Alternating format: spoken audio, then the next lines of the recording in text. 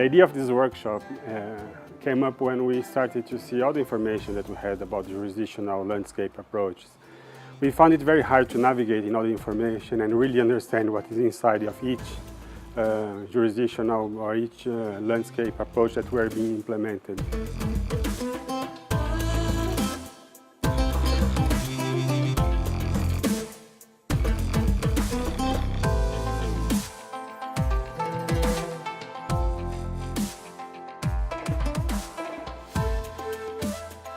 We deliberately wanted to bring together a relatively intimate group this week so we could really go deep in a number of early experiences.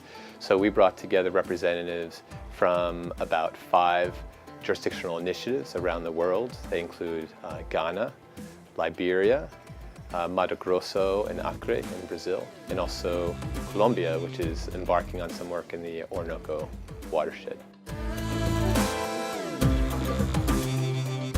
The jurisdictional approach is very helpful for achieving scale rather than focusing on small individual separate projects. We've learned that the traditional approach of certification had lots of benefits but also limitations as well, because certification ends at the farm gate.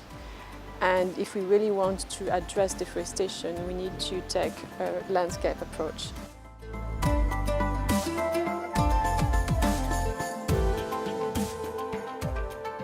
The cocoa supply chain has come to a level where we need to address deforestation not only at trees integration at a plot level, but considering the different interest groups within the landscape where we can come together and address deforestation.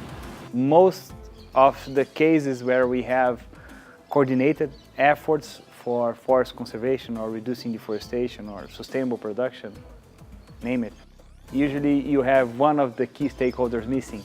And that's why, because it's always difficult to match interests from all sectors. I can bring a lot of the knowledge from this workshop to Colombia, but the main one is the importance to involve and engage local stakeholders in the beginning. These initiatives cannot work and cannot be in place without the approval and the participation of the people who actually live in the region. Each jurisdictional approach needs to think about their stakeholders and what they can provide them, not just what they want from them. So engaging them means that they need to take a step back and think, what do they want and how can we use this setup of a jurisdictional approach to provide that, to make their lives easier.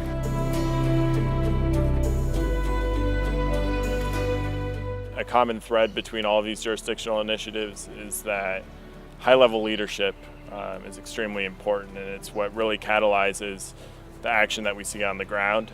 Bringing everyone together and looking at the jurisdiction is not just a matter of looking at it from a different scale, but also trying to ensure the permanence of the change. Because when we look at sustainable production and sourcing from a commodity point of view, the moment that you remove that incentive, things tend to go back to where they were unless you have good governance, good law enforcement, local stakeholders that have bought into the idea that they need to produce in a different way. One of the main obstacles for jurisdictions is political instability. So, priorities change over time, and that affects directly our capacity to prove results.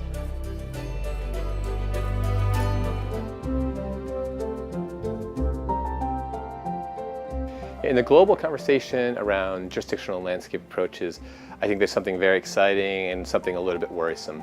The exciting side is that you can go to a number of global fora or meetings, and there's a lot of excitement about these approaches, really a lot of interest. And so that creates some nice enabling conditions because people are ready to try something different to get better results in conservation and achieving deforestation-free goals. The worrying part of that is the expectations and the fact that in reality, I think we know that the expectations are well ahead of the experience.